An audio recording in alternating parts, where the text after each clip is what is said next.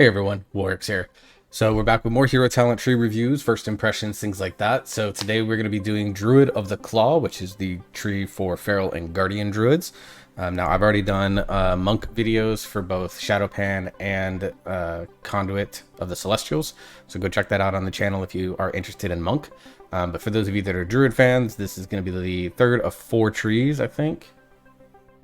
So we know Balance and Resto. No. I think this is the last one. We have Keeper of the Grove, Elune's Chosen, Wildstalker. Yeah, this is the 4th one, Druid of the Claw. So this is the one that I'm the most interested in because Guardian and Feral Druid are 2 of my favorite specs in their respective roles. Brewmaster Bear, obviously my 2 favorite tanks. Windwalker, Survival Hunter, Frosty K, Feral Druid, I would say are all of my top kind of 4 DPS specs that I really enjoy playing just in general. So let alone melee. So I'm really excited to take a look at this one and see what it brings to the table. I haven't seen a ton of feedback on it, mainly because I know the one for Hunter has been getting a lot of which I'll be doing a video on that one here shortly. I'm batch recording here tonight, so I just want to take a look at it and see what we have on the table. Now, I haven't really dug deep into these. I haven't read a ton of blue posts on them. I'm literally just looking at these trees and making kind of reaction and feedback and impressions based on my first reading of this. As I go through and I learn more about these, I'll definitely be updating that so that we can get more information on them as we start nearing closer and closer to the War Within Alpha. All right, so let's start. So the way I do these, I start at the top, and then I go down the left side, center, right side, and then we look at the bottom capstone. So, excuse me, let's dive right into this. Massive attack. Your auto attacks have a chance to make your next ferocious bite or maul become a massive attack. For Feral, it's a finishing move that slashes through your target in a wide arc, dealing physical damage per combo point to your target and consuming up to 25 additional energy to increase that damage by up to 100%. So it works a lot like Ferocious Bite does. Hits all other enemies in front of you for reduced damage per combo point spent. So I'm assuming that this is something where if you spend 5 combo points, it'll do more damage to the secondary targets than you would if you spent 1 combo point. I'm curious how something like this will work with like Apex Predator's Craving, which counts Ferocious Bite as if it does 5 combo points. Can that Ferocious Bite that procs off of Apex be a massive attack? That's just an early question that I have. Guardian, slash through your target in wide arc, dealing physical damage to your target and all other enemies in front of you. So this basically makes Maul raise. It's kind of weird. It seems a little underwhelming considering we already have something like this for Guardian. And for Feral, there is a talent that allows you to cleave your Ferocious Bite on every target that has your rip on it. So I'm curious to see if they're going to do anything with those and some minor talent tree tweaks. So I'll be curious on that. But on the whole, this seems kind of meh to me. Like it takes a single target thing and makes it AoE. Great. I already have that in both of the kits. So... Alright, left side, Fount of Strength. Your maximum energy and range are increased by 20. Frenzied Regeneration also increases your max health by 10%. Frenzied Regen, I'm assuming this is going to be something you'll be able to get. Obviously, you can get it now as Feral. A lot of them do already to go grab the improved bark skin talents and stuff like that for defensiveness. So, I'll be curious to see, like, you have to shift into bear form to get this extra 10% health. They're trying to make bear form, like, a legitimate defensive button for the other specs, which I think is fine. It fits into the fantasy of Druid, so I don't hate that. The extra 20 energy, again, there's a talent that already gives you an extra 40 energy, so you're going to have 160 energy if you take all that. Like, that's a lot. 120 rage, like, there's not a ton of situations where I find myself rage capping on bear, so having a bigger pool doesn't really feel all that impactful, unless they're going to buff Blood Frenzy back to what it was in Season 2. Wild Shape Mastery. Iron Fur and Frenzied Regeneration persist in cat form. That's cool. When transforming from bear to cat form, you retain 80% of your bear form armor and health for 6 seconds. Also very good for Feral. For 6 seconds after entering bear form, you heal for 10% of the damage that you've taken over 8 seconds. So this doesn't really seem to have a ton of benefit for Guardian. Like, if you go into cat form to DPS when you're not actively tanking, then I think this is fine. This is huge for cat. I think for Feral, this is pretty good. But overall, like, I still find it, like, like, again, looking from it from a primarily Guardian perspective, this just doesn't do anything for us. Like, I don't see where the value for Bear is. This almost does almost nothing, except if you're going to actively DPS in cat form, which, how many fights can you legitimately do that on? And it's not going to be possible in Mythic Plus. This is kind of a wasted talent for Guardian.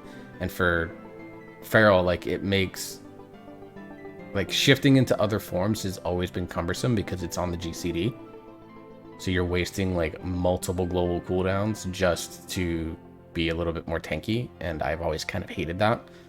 But you can't really pull shifting into form off the GCD because of PvP. It would make Druid very broken in PvP. So it's kind of a weird position to be in. I hope that they do something to continue to incentivize this blurring between the shapes. If you can, that allows it to be a little less painful. We get our first choice node, Empowered Shapeshifting. Frenzied Regeneration can be cast in cat form for 40 energy. That's very good. Bear form reduces your magic damage you take by 4%. Very good. And Shred, Swipe, and Mangle damage increased by 5%. Shred. Not bad. Really good for Bear on that last one. I think it's a good talent. I think another ability, you have to spend 40 energy, but if you're pulling up to 200 energy or some crazy shit like that, you're not going to exactly be energy starved. And getting Frenzied Regen, which then will persist and give you extra 10% health, like, that to me is a pretty solid choice for Feral. And for Bear, like, again, you're getting the 10% health on your Frenzied Regen, which you use fairly often already, but you're also getting a free 4% magic reduction, and 2 of your 3 main abilities, or 2 out of your 4 main abilities, are all getting a 5% damage buff. That's just a good talent. I really like that. Wild Power Surge. Shred and Swipe grant Ursine Potential, which when you have 8 stacks, the next time you transform into Bear form, your next Mangle or Swipe deals 100% extra damage and generates 15 extra rage. I don't... Why? Like, if you're going into Bear form, you're not going into Bear form to actually do attacks. You're going into Bear form so that you can immediately either Frenzied Regen or Iron Fur or do something like that that's going to give you defensive benefit. Because any ability that you use in Bear form is basically just wasted. So using a Mangle or a Swipe just doesn't feel like it has value. I don't really like it. Mangle grants Feline Potential.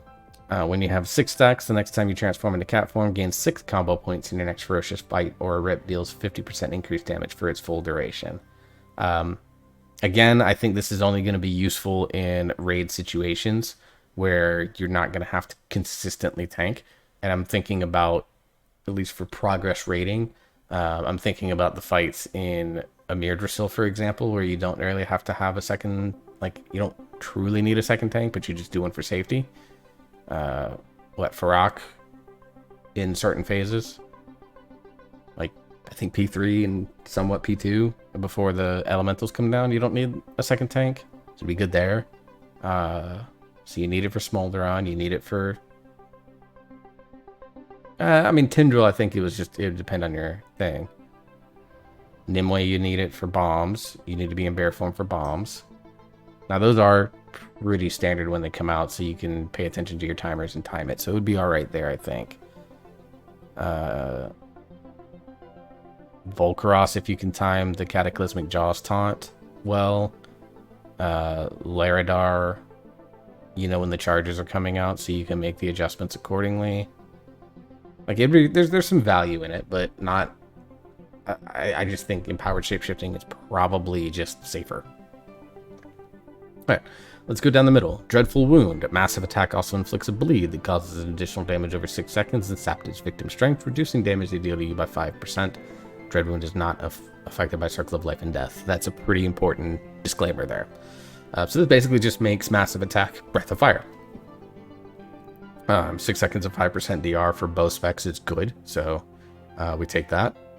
And then Dreadful Wound does Snapshot based off of Tiger's Fury. So that's good to know as well.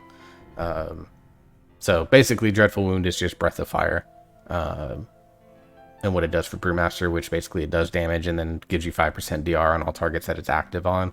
That's fine. Small damage increase, decent little defensive increase. Not bad at all. Next one, Ruthless Aggression. Massive attack increases your auto attack speed by 20% for 6 seconds. Auto attack speed is interesting. Like, they're really leaning into this for Feral, and that tells me they have some sort of plan to make Feral auto attacks feel like they matter again. Obviously for Bear, it's really good because that means more rage generation. So I'm not worried about it for Bear, but for Feral, I'm really curious how this auto attack synergies are going to play, considering right now, auto attacks aren't a big part of the Feral kit. Ever since we have switched out of the set bonus from Season 2 into Season 3, auto attacks have become less important, which means haste is less important. But now they're trying to give us this auto attack speed because massive attack obviously procs off of auto attacks. But there needs to be something else in the kit that kind of makes the auto attack thing feel like it's truly worth. Alright. So overall, Ruthless Aggression, like, I think for Bear it's probably pretty good, but for Feral it feels kind of eh. Massive Attack increases your agility by 5% and the armor granted by Iron Fur by 20% for 6 seconds. Cool. That's good. Anytime you can get more primary stat, you're never upset.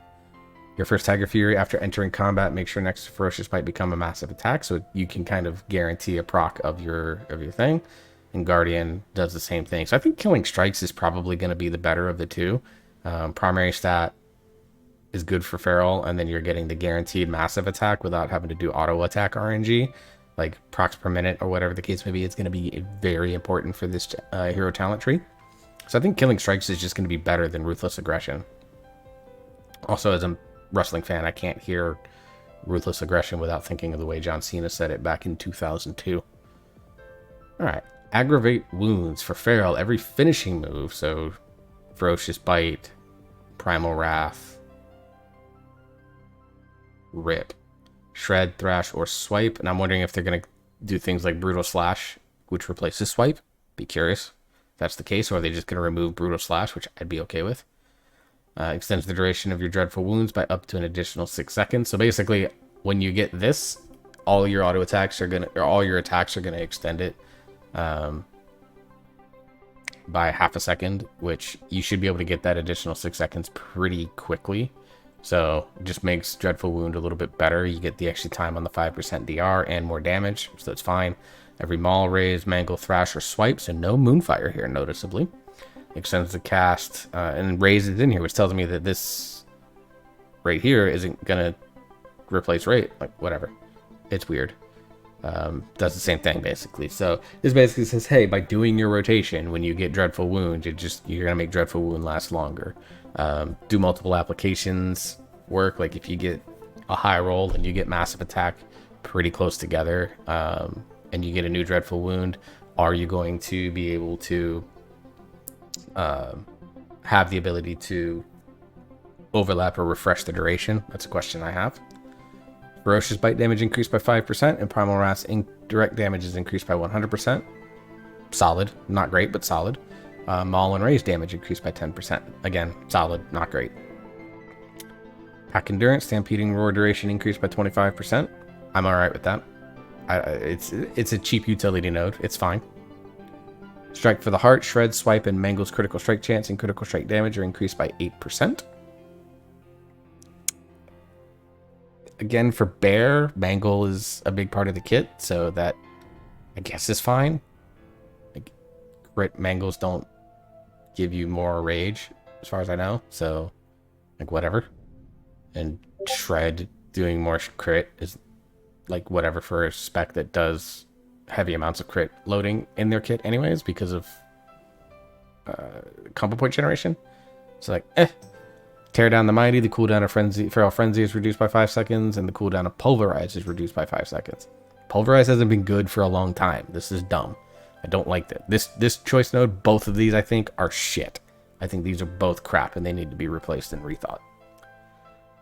Claw Rampage. During Berserk, Shred, Swipe, and Thrash have a 25% chance to make your next Ferocious Bite become Massive Attack, so it just gives you more massive attacks during your cooldown. Great. And then Mangle, Swipe, and Thrash for Bear. I mean, you're pretty much taking Incarn in a lot of cases on both of these specs anyway, so it's like, sure. But, I mean, if you're taking Incarn, that's a 30-second duration, so that's a lot of opportunities to get a bunch of massive attacks. And again, proc per minute are going to matter. Does Dreadful Wound get refreshed like Breath of Fire does? You know, so there's a lot of questions that I have. I'll have to go do some research on them. Overall, from the perspective of Guardian Druid, I actually think I like Elune's Chosen more. Now, of course, I'm a big fan of the Laser Bear build, so I will admit there's probably some bias playing a part in that. But Elune's Chosen feels like it actually has like a specific flavor that it's trying to obtain, and it makes a spell like Lunar Beam feel like it's really impactful. Here, Druid of the Claw basically takes your stuff that's already pretty impactful, like Tooth and Claw Mauls can hit for 150, 200k, and is just trying to add a different flavor to them that is very passive overall. I'm gonna give this tree like 4 out of 10. I'm really disappointed by this one, actually. From the Feral perspective, I actually think both of them kind of suck for Feral. Like, they really need to kind of rethink the approach to this. Druid of the Claw, and there's no bleed-based stuff in there, for example, with the exception of Dreadful Wound. But, like, nothing that empowers Rake, nothing that empowers Rip. You know, big aspects of Feral Druid. Like, they took, like, the most fillery of filler stuff, which is, you know, Shred and Swipe. Like, and Thrash, which, you know, you use basically if you need a Blood Talons proc. So, like, they kind of just, I feel like they just missed the mark on trying to figure out what abilities Feral prioritizes, because they really don't prioritize these abilities. Shred, Swipe, and Thrash are basically only there to generate Blood Talons, whereas Rake and Rip are the true shining stars of the Feral rotation. And Ferocious Bite as well. And the fact that they completely ignored Rip and Rake in this tree, as well as in Wildstalker, is very, very disappointing on Blizzard's part. And I'm wondering if they're trying to move away from a bleed-based build, which I think is a bad idea. I think the Feral bleed-based build is what makes it kind of somewhat unique. It plays very much like Assassination Rogue does. But it feels like they're trying to cut the legs out from under a Spinning Plates build that has been desired by Feral players for quite a long time, and I'm very, very disappointed that they just... These are not the things that Ferals care about. Like, they want their bleeds to be very fucking cool, and the fact that they're not, and they're seemingly forgotten in both trees, is, like, really sad. So I'm gonna give this like a 4 out of 10. Like, I think there's a couple nodes that are pretty good. Like, I'm fine with Pax Endurance. Dreadful Wound into Aggravate Wounds is good. Like, Claw Rampage is really disappointing. This node, just both of them fucking suck. Empowered Shapeshifting I think is okay. Wild Shape Mastery does really nothing for Bear, so that's kind of disappointing. Like, Fount of Strength is whatever. Like, even Massive Attack is kind of whatever.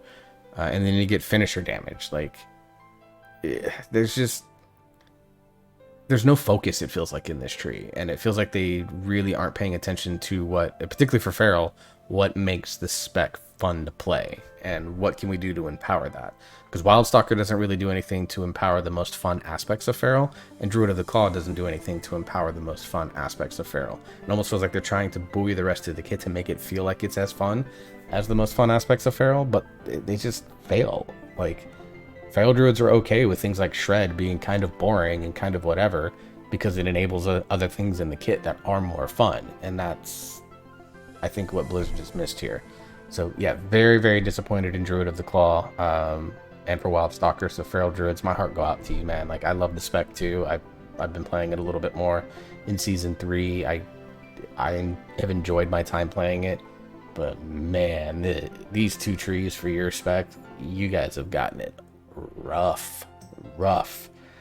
Luckily, it's very early. There's a lot of time for Blizzard to iterate on this. I hope that they listen to all the feedback that they're getting.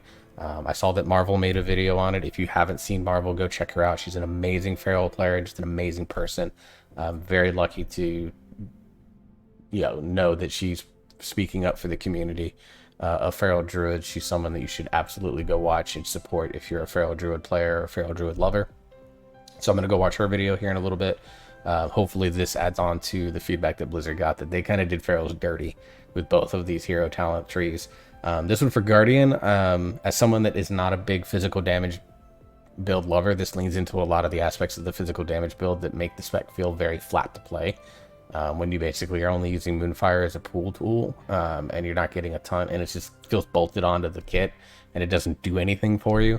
That feels bad. And the physical damage build is very, like, it's very slow to play. And I don't mean slow in terms of actions per minute. I mean slow in that it's not really interesting.